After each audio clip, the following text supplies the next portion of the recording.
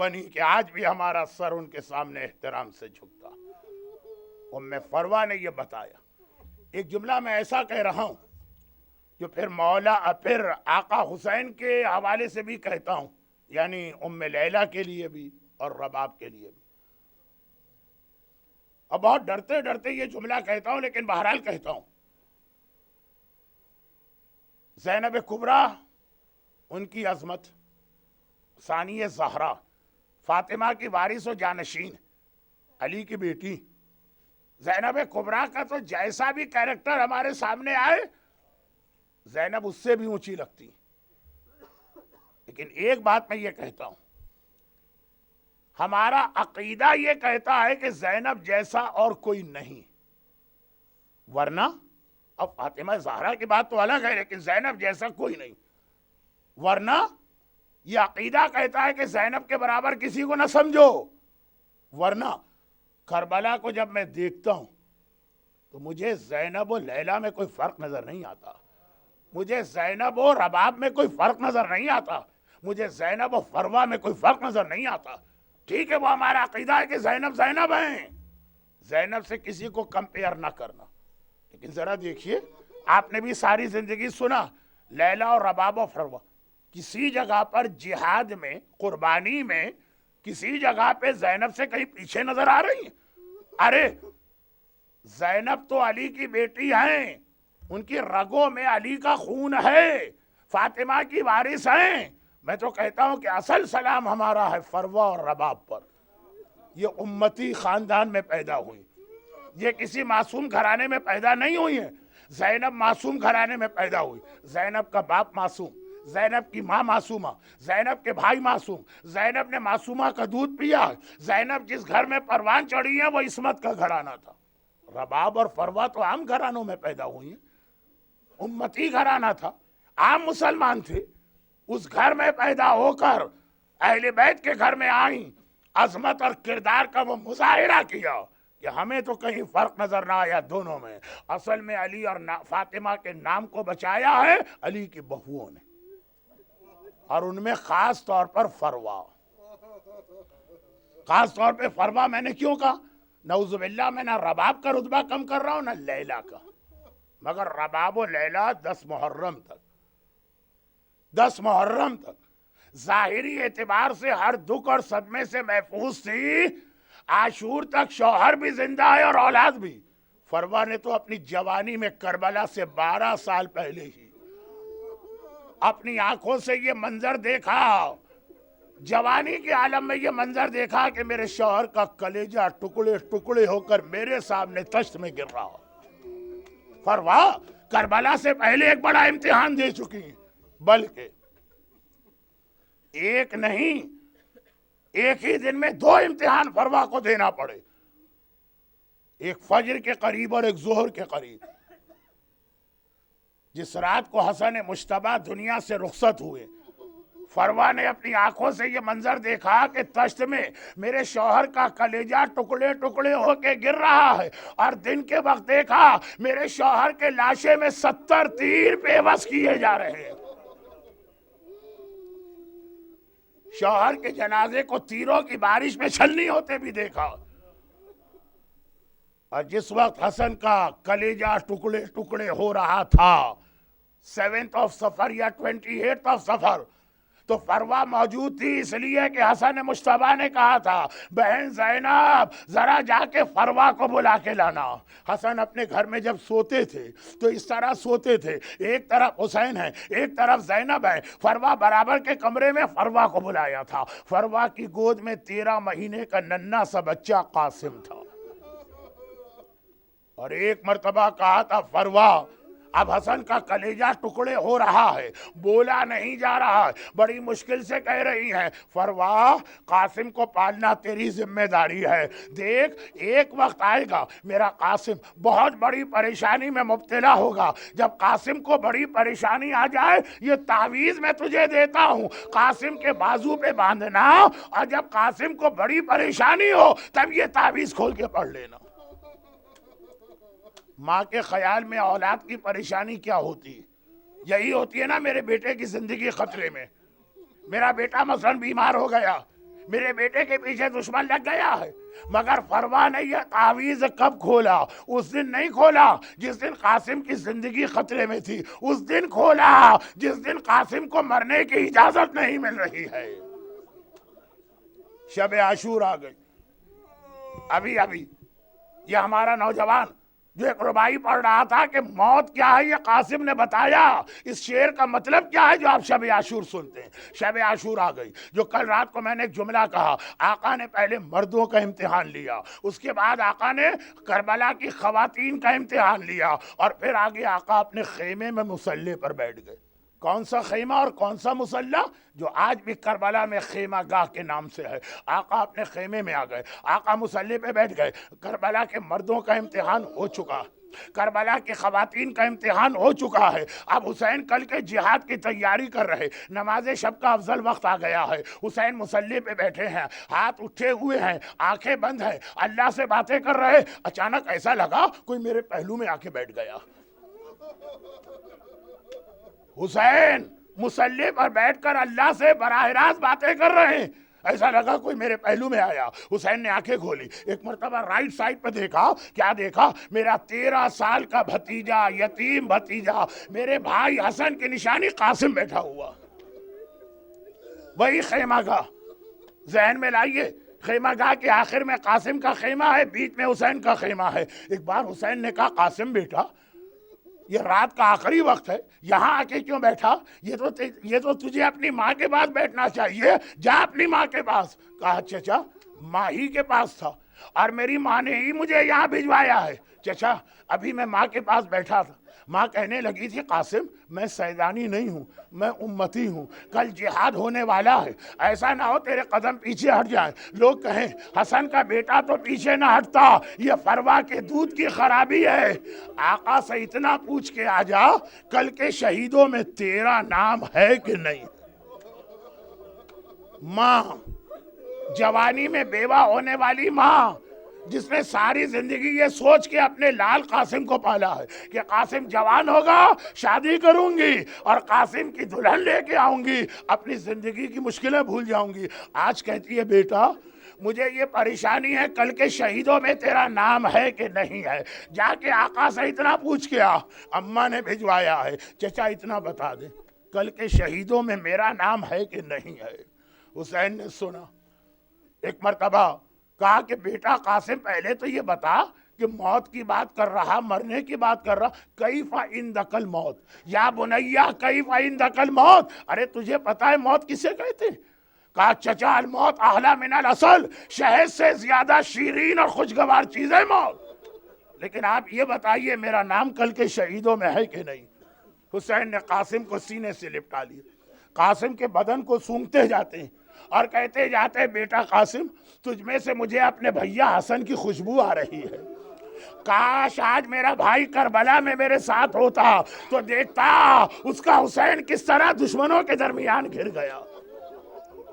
مگر قاسم ایک ہی سوال کر رہا ہے چچا آپ نے یہ نہیں بتایا کہ میرا نام ہے کہ نہیں ہے۔ جب حسین نے جواب نہ دیا بس یہ کہتے رہے تجھ میں سے مجھے بھائی حسن کی خوشبو آ رہی، ایک بار قاسم تڑپ اٹھے، کہا چچا میں سمجھ گیا کل کے شہیدوں میں شاید میرا نام نہیں ہے، اتنا سننا تھا۔ حسین نے کہا قاسم تو اپنا نام پوچھتا، ارے کل کے شہیدوں میں تو تیرے چھوٹے بھائی علی اصغر کا نام بھی شامل ہے، اصغر کا نام سننا۔ ایک بار قاسم تڑپ گیا، گھبرا کے کھڑا ہوا، چچا یہ بے حیا فوج کیا ہمارے خیموں کے اندر داخل ہو کے اصغر کو شہید کرے گی؟ ہائے قاسم، حسین کیسے بتائیں اصغر خیمے میں نہیں مارا جائے گا، تیرا چچا اپنے ہاتھوں میں اصغر کو لے کے مقتل میں جائے گا اور اصغر تیرے چچا کی گود میں مارا جائے گا۔ مختصر یہ کہ عاشور کی صبح ہو گئی، عاشور کی صبح ہو گئی، شہادتوں پہ شہادتیں ہو رہی ہیں، حبیب ابن مظاہر گئے، ہلال ابن نافع گئے، بریر حمدانی گئے، جون غلام حبشی گئے، اولاد جعفر طیار ماری گئے، اولاد عقیل ماری گئی، لاشوں پہ لاشیں، لاشوں پہ لاشیں، لاشوں پہ لاشیں آ رہے ہیں۔ جب کبھی قاسم خیمے میں جاتے ہیں ماں قاسم کو دیکھتی ہے اور ایک مرتبہ غصے میں منہ پھیر لیتی ہے، لیکن عزاداروں جب اون کا لاشا آ گیا، جب محمد کا لاشا آ گیا، اب جو قاسم خیمے میں آیا، فروا نے کہا قاسم بیٹا ہائے میں زندہ کیوں رہی؟ یہ دن دیکھنے کے لیے میری شہزادی کے لال مارے گئے اور میرا قاسم زندہ رہا۔ ارے میری شہزادی کیوں نہ محمد مارے گئے، میرا قاسم کیوں زندہ ہے؟ قاسم نے ہاتھ جوڑے، اماں چچا مقتل میں نہیں جانے دیتا ہے، چچا مرنے کی اجازت نہیں دیتا ہے، چچا کہتا ہے قاسم تو میرے بھائی حسن کی نشانی ہے۔ بس ایک بار ام فروا کو تعویذ یاد آ گیا، کہا قاسم بیٹا اس سے بڑی مصیبت کیا ہوگی، سب مرنے جا رہے اور تو زندہ بیٹھا ہے، تو زندہ بیٹھا ہے، سب سے بڑی مصیبت یہ ہے، لا تعویذ کھول کے پڑھ کیا لکھا ہے۔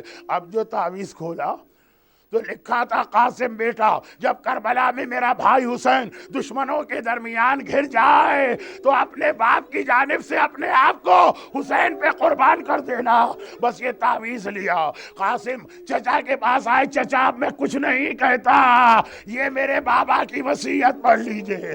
حسن نے تعویذ دیکھا، حسین نے تعویذ دیکھا، آنکھوں سے لگایا، جا بیٹا میں نے خدا حافظ کہا۔ قاسم اتنا چھوٹا تھا کہ گھوڑے پہ بیٹھ بھی نہ سکتا تھا، حسین نے گود میں لے کر قاسم کو گھوڑے پہ بٹھایا۔ بس عزاداروں مجلس بہت لمبی ہو گئی، آخری جملے، حیدر کرار کا پوتا چلا ہے، حسین کا بھتیجا چلا ہے، عباس کا شاگرد چلا ہے، ارے ایسا جہاد کیا، 30,000 کا لشکر ہے ہمارے ساتھ، فرار اختیار کرنے لگا ایک شامی پہلوان، 7 اس کے بیٹے ایک ایک کر کے مارے گئے۔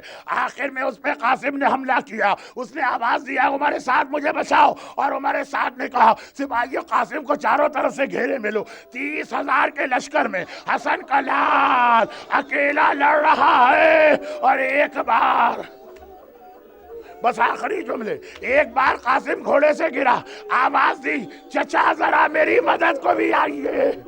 روایتوں کا جملہ، ہر شہید نے حسین کو پکارا تھا، اتنی تیزی سے حسین کسی کے سراہنے نہیں گئے جس تیزی سے قاسم کے سراہنے گئے، اتنی جلدی پہنچ گئے کہ دشمن کے لشکر کو بھی یہ توقع نہ تھی۔ ارے اب جو حسین کو دیکھا، ادھر کے گھوڑے ادھر دوڑے، ادھر کے سوار ادھر دوڑے، لیکن عزاداروں کس طرح دوڑے، ادھر کے گھوڑے ادھر گئے، ادھر کے سوار ادھر آئے، اور ان کے درمیان جلتی ریتی پر 13 سال کے قاسم کا بدن، ہائے ہائے وہ حالت ہو گئی۔ امام زمانہ نے ایک مرتبہ کہا میرا سلام کربلا کے اس شہید پر جس کی دائیں طرف کی پسلیاں ٹوٹ کے بائیں طرف آ گئی تھی، بائیں طرف کی پسلیاں ٹوٹ کے دائیں طرف آ گئی تھی۔ ہائے حسن کا لال ایڑیاں رگڑ رہا ہے جب حسین سراہنے آئے۔ ایک مرتبہ کہا قاسم میں آ گیا، قاسم نے آنکھیں کھولی اور کہا بابا میرا سلام لیجئے۔ کیوں عزادارو، کیا قاسم پہچان نہیں پائی؟ یہ تو میرا چچا آیا۔ کہا بابا سلام لیجئے۔ ارے ہوا یہ تھا، ادھر قاسم نے آخری سلام کیا، خیمے سے حسین آئے، جنت البقیع سے حسن مجتبیٰ آئے، اے میرے لال قاسم گھبرانا نہیں، تیرا بابا تجھے لینے آ رہا ہے۔ باپ بھی سراہنے آیا، حسین بھی آئے۔ قاسم کا بدن اس قابل نہ تھا کہ اٹھایا جاتا۔ حسین نے ابا کو کندھے سے اتارا، زمین کربلا پہ ابا کو جمع کیا، قاسم کے بدن کے ٹکڑے جمع کیے، ایک گٹھری بنائی اور گٹھری بنا کے خیمے کی جانب چلے۔ وہاں پہ سیدانیوں کو پتا چل گیا قاسم مارا گیا ہے، خوشی کے شادیانے بج رہے، اب وہ لاشے کا انتظار کر رہی۔ زینب نے دیکھا میرا بھیا خیمے کے دروازے پہ آ گیا ہے، اندر نہیں آ رہا، اندر نہیں آ رہا، اندر نہیں آ رہا۔ زینب گھبرا کے قریب آئی اور کہا بھیا قاسم کے لاشے کا ہم انتظار کر رہے، بیویاں قاسم کا ماتم کرنا چاہتی، ارے قاسم کا لاشا کہاں ہے؟ حسین نے کہا یہ جو گٹھری دیکھ رہی ہو نا، یہ جو گٹھری دیکھ رہی ہو نا، اسی میں قاسم کا بدن ہے، لیکن دیکھو آہستہ باتیں کرو، کہیں فروا نہ سن لے، کہیں ماں نہ سن لے۔ ادھر فروا تو ساتھ آئی تھی زینب کے۔ ایک مرتبہ آگے بڑھی، آقا یہ آپ نے کیا کہہ دیا، ذرا مجھے دکھائیے میرا لال کس حالت میں ہے۔ اب حسین نے گٹھری کھولی، ماں کے سامنے 13 برس کے قاسم کا بدن ٹکڑے ٹکڑے ہے، مگر ہمارا سلام فروا پر۔ ایک مرتبہ ام فروا نے آواز دی، اے شہزادی زینب، اے کلثوم، اے رقیہ، اے رباب، ذرا آؤ، مجھے مبارکباد دو، میری قربانی سب سے زیادہ قبول ہوئی ہے۔ ہائے میرا گل بدار، گھوڑوں کی ٹاپوں تلے ٹکڑے ٹکڑے ہو گیا۔ واہ قاسمہ، واہ قاسمہ، جناب قاسم کی شبیہ آ رہی ہے، ام فروا کو پرسا دی۔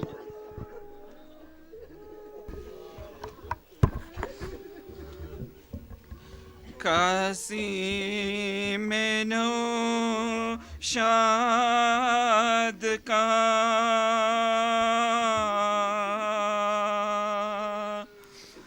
لاتے ہیں لاش حسین،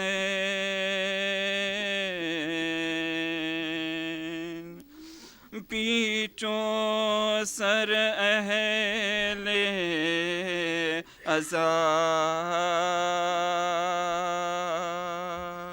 لاتے ہیں لاش حسین، مادر قاسم نے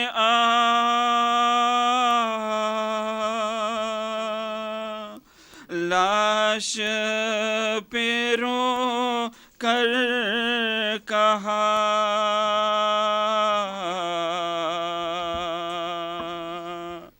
آ گئی تم کو قضا، لاتے ہیں لاش حسین، سن کا کروں کیا بیان،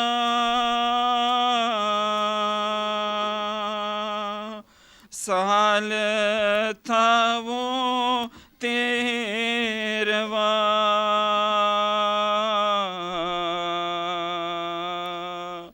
ہائے پر ارمان چلا،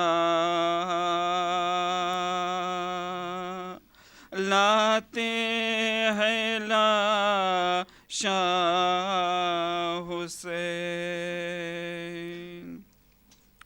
باپ کا نور نظر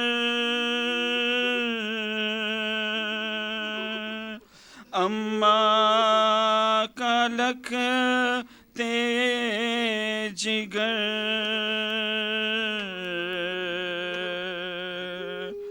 خلد پسند آ گیا،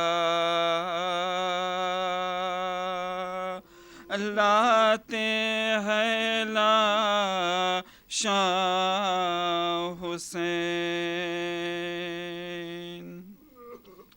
اماں سے رخصت طلب، کیوں نہیں ہوتے حساب، کیا ہوا تم کو بھلا، لاتے ہیں لاش حسین، لاشائے قاسم پہ جا پیٹ کے سر یوں کہا،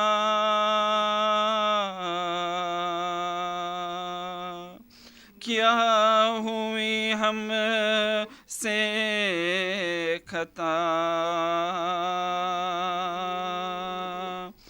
لاتے ہیں لاش حسین، مرنے سے تیرے پسر ہوئیں گے ہم قدر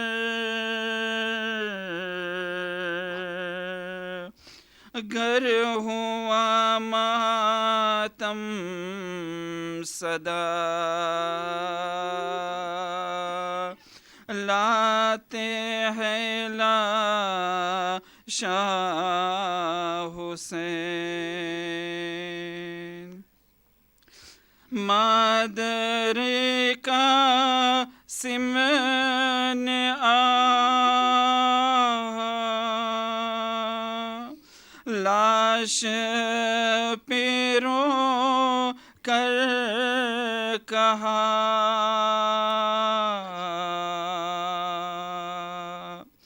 آ گئی تم کو قضا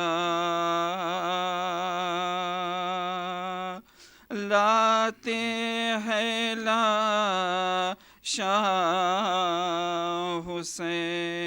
حسین سن کا کروں کیا بیان سال تھا وہ تیرواں